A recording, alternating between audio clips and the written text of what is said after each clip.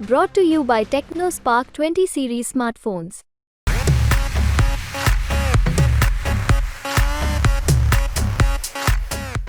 हमें तो अपनों ने लूटा गेरों में कहा दम था, मेरी कश्ती वहां डूबी जहां पानी कम था। આ પ્રકારની પંક્તિ આપણે ત્યાં ખૂબ જ પ્રચલિત છે, પરંતુ આ પંક્તિ લોકસભા 2024ની ચૂંટણી પૂરી થયા બાદ મનસુખ માંડવિયા બોલે તો નવાઈ નહીં, કારણ કે જે પ્રકારે સમાચાર મળી રહ્યા છે, જે પ્રકારે વાવડ મળી રહ્યા છે મુજબ મનસુખ માંડવિયાને હરાવવા માટે તેમના જ પક્ષના લોકો કામે લાગ્યા છે। મનસુખ માંડવિયાને હરાવવા માટે તેમના જ પક્ષના લોકો કાવતરા ઘડી રહ્યા છે।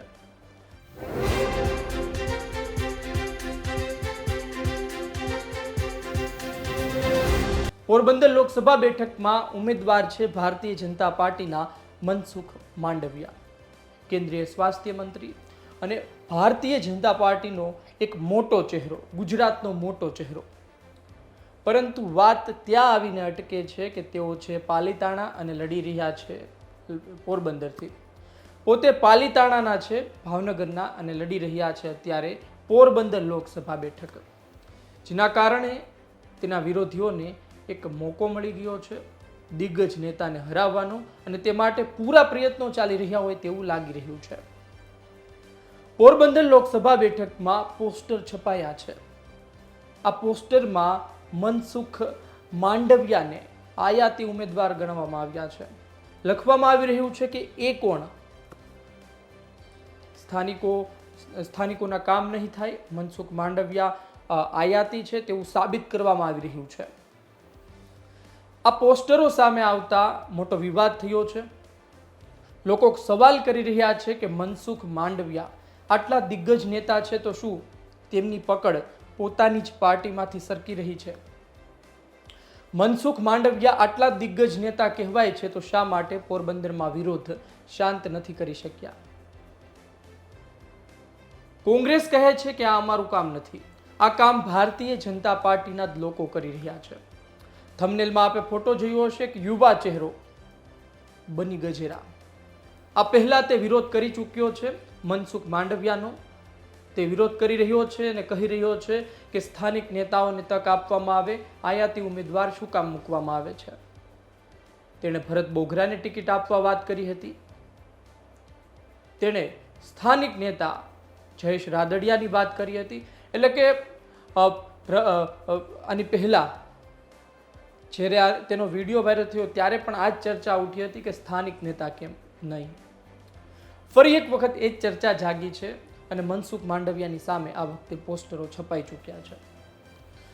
મનસુખ માંડવિયા પોરબંદર લોકસભા બેઠક અને તેના વિરોધ પ્રકરણની વાત કરીએ આ પહેલા તમે એ સાંભળી લો કે લલિત વસોયા કે જેઓ પોરબંદરથી કોંગ્રેસના ઉમેદવાર છે, તેમણે શું કહ્યું આ મુદ્દાને લઈ, ભારતીય જનતા પાર્ટીના સ્થાનિક નેતાએ શું કહ્યું, સાંભળો। ભારતીય જનતા પાર્ટીને પહેલા તો એનું ઘર હાચવવાની જરૂર છે।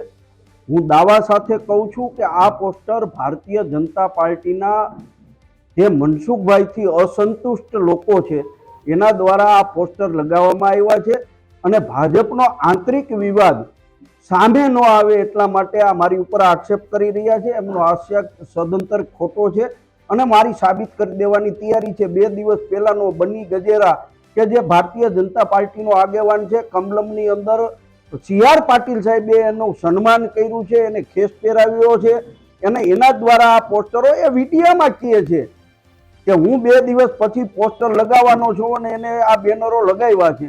એટલે ક્યાંક ને ક્યાંક ભારતીય જનતા પાર્ટીનો સાબરકાંઠા અને બરોડાની જેમ આંતરિક જૂથવાદ અહીં પણ સામે આવ્યો છે, અને આવતા દિવસોની અંદર ભારતીય જનતા પાર્ટીના લોકોનો જે વિખવાદ છે વધુ ને વધુ સામે આવશે।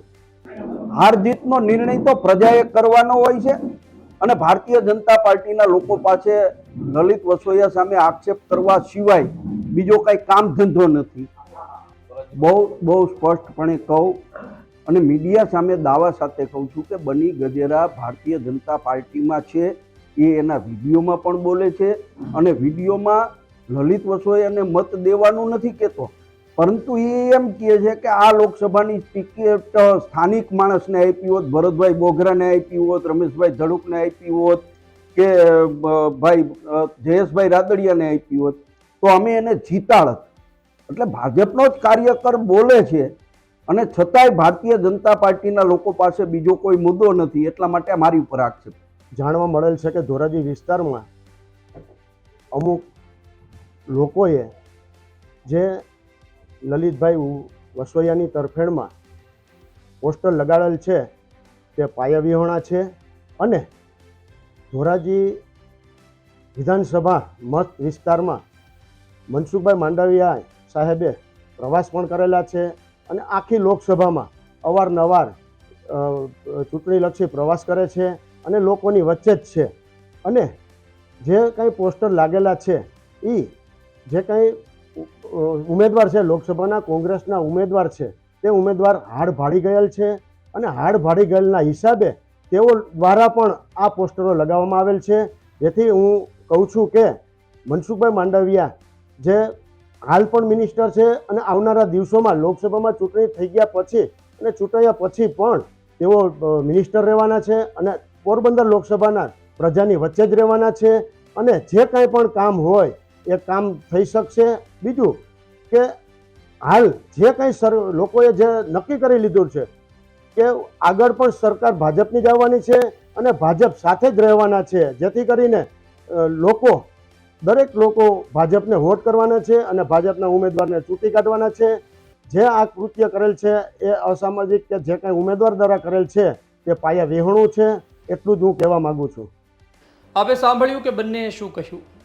કોંગ્રેસ આ આરોપ ભારતીય જનતા પાર્ટીના લોકો પર નાખી રહી છે, જ્યારે ભાજપના નેતા કહી રહ્યા છે કે આવું કશું છે જ નહીં. મનસુખ માંડવિયા પોરબંદર લોકસભામાં પ્રચાર કરી ચૂક્યા છે. ગામડાઓ તેઓ ત્યાં પસાર થઈ ચૂક્યા છે, ગામડાઓમાં પ્રવાસ કરી ચૂક્યા છે. પરંતુ આમ છતાં પણ શા માટે આ પ્રકારના બેનરો લગાવવામાં આવ્યા? મનસુખ માંડવિયા જે સમયે પ્રવાસે ગયા હતા અલગ અલગ ગામમાં ત્યારે તો વિરોધ નહોતો થયો, તો અત્યારે શા માટે? શું આ એક લોકસભા 2024ની ચૂંટણીને અનુરૂપે જે એક કાવતરું છે કે જે મનસુખ માંડવિયાને પૂરા કરી દેવા માટેનું છે? પોરબંદર લોકસભા બેઠક કુતિયાણા છે, ગોંડલ છે, ધોરાજી છે, જેતપુર છે, પોરબંદર પોતે છે, માણાવદર છે, કેશોદ છે. આ તમામ વિધાનસભામાં ભારતીય જનતા પાર્ટી આજે મજબૂત છે. માણાવદરમાં જવાહર ચાવડા પોતે પેટા ચૂંટણી લડવા જઈ રહ્યા છે ફરી કોંગ્રેસમાં આવીને.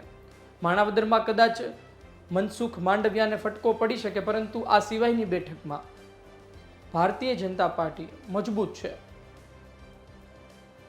તમે જુઓ પોરબંદર વિધાનસભા અર્જુન મોઢવાડિયાએ પક્ષ પલટો કરી લીધો છે, ભારતીય જનતા પાર્ટી માટે ત્યાં સરળ છે. તમે જુઓ જેતપુર બેઠક જયેશ રાદડિયા મજબૂત છે.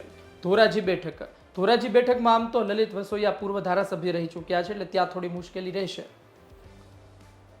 ગોંડલ ભારતીય જનતા પાર્ટીનો ગઢ છે. જયરાજસિંહ જાડેજા, ગીતાબા જાડેજા, ગણેશ જાડેજા આ લોકો ત્યાં રાજ કરે છે અને ભારતીય જનતા પાર્ટીને એક તરફી વોટ મળશે એ પણ સ્વાભાવિક છે આ બેઠકમાંથી. માણાવદર બેઠક એક ચિંતાનો વિષય, પરંતુ આ તમામ પ્રકરણમાં ભારતીય જનતા પાર્ટી મજબૂત છે, છતાં પણ માંડવિયા હવે મૂંઝાયા છે. શું મનસુખ માંડવિયાની ભૂલ પડી ગઈ છે કે પોરબંદર લોકસભા લડવા ગયા? મનસુખ માંડવિયાને લડવી હતી ભાવનગર લોકસભા, પરંતુ કોળી બેઠક હોવાથી તેને જગ્યા બદલવી પડી. ભારતીય જનતા પાર્ટીને પરસોત્તમ રૂપાલા અને મનસુખ માંડવિયા આ બંનેને સાચવવાના હતા અને આ બંનેને આયાતી ઉમેદવાર તરીકે મૂકવામાં આવ્યા. એક રાજકોટ ગયું તો એક પોરબંદર ગયું, પરંતુ પોરબંદરમાં જે વિરોધ નોંધાઈ રહ્યો છે એ અલગ લેવલ પર છે, અલગ સ્તર પર છે. રાજકોટમાં એ હદ સુધી વિરોધ નોંધાવવામાં નથી આવ્યો. અત્યારે ચર્ચા અલગ અલગ ચાલી રહી છે કે મનસુખ માંડવિયાને હરાવવા માટે ત્યાંના જ લોકો કામ કરી રહ્યા છે, પરંતુ એ આવનાર સમયમાં ખબર પડશે. જો ખરેખર ત્યાંના લોકો ભાજપના જ લોકો તેને હરાવી રહ્યા છે તો પણ આવનાર સમયમાં પરિણામ પરથી ખબર પડી જશે. જે તે વિસ્તાર જો વિધાનસભામાં વર્ષોથી ભારતીય જનતા પાર્ટીનો ગઢ રહ્યું હોય ને ત્યાંથી ભારતીય જનતા પાર્ટીના મનસુખ માંડવિયાને મત ન મળે તો સ્વાભાવિક છે કે ત્યાંથી જ કોઈ નેતા હરાવવા માટે કામ કરતો હોઈ શકે. જયેશ રાદડિયા પોરબંદર બેઠક એના પિતા રાદડિયા એટલે કે વિઠ્ઠલભાઈ રાદડિયાની બેઠક કહેવાતી. જયેશ રાદડિયા પણ પાટીદાર સમાજના સમૂહ લગ્નમાં બોલી ચૂક્યા હતા, પોતે એક ટોણો માર્યો હતો, પરંતુ તેને ટિકિટ ના મળી. તેમને પણ લડવાનું મન હતું તેવું સૂત્રો કહી રહ્યા છે. આ તમામ સંજોગોમાં ભરત બોઘરા પણ કપાયા હતા. ભરત બોઘરા રાજકોટમાંય કપાયા, પોરબંદરમાંય કપાયા, બંને જગ્યાએ તેઓ કપાયા. પરંતુ ઠીક છે, મનસુખ માંડવિયાનું કદ અલગ છે, ભરત બોઘરાનું કદ અલગ છે અને પરસોત્તમ રૂપાલાનું કદ અલગ છે. કદ પ્રમાણે હવે લાગે છે કે આ મનસુખ માંડવિયાને વેતરવામાં આવી રહ્યા છે. આપનું શું કહેવું છે કોમેન્ટ બોક્સમાં લખો. મનસુખ માંડવિયા શું આયાતી ઉમેદવાર તરીકે નુકસાન સહન કરશે? મનસુખ માંડવિયા શું ભૂલ કરી બેઠા છે? શું જયેશ રાદડિયાને ટિકિટ આપવી હતી? શું ભરત બોઘરાને ટિકિટ આપવી હતી? કે પછી આ તમામ વાત છે એ ભારતીય જનતા પાર્ટીમાં જ રહેલા નેતાઓ કરી રહ્યા છે? કે પછી આમાં પાછળ કોંગ્રેસના નેતાઓ જવાબદાર છે? બની ગજેરા જે આ તમામ પ્રકરણમાં વિલન સાબિત થઈ રહ્યો છે, એ બની ગજેરા કોનો માણસ છે? શું બની ગજેરા કોઈના કહેવાથી કામ કરી રહ્યો છે કે પછી બની ગજેરા સમાજનું વિચારીને પોતે નિર્ભય બનીને બોલી રહ્યો છે? આ તમામ વાત છે. આપનું શું કહેવું છે કોમેન્ટ બોક્સમાં લખો. આપના અભિપ્રાયની રાહ રહેશે. આ વિડીયો પસંદ આવ્યો હોય તો લાઈક શેર કરવાનું ચૂકતા નહીં. મને આપશો રજા. નમસ્કાર.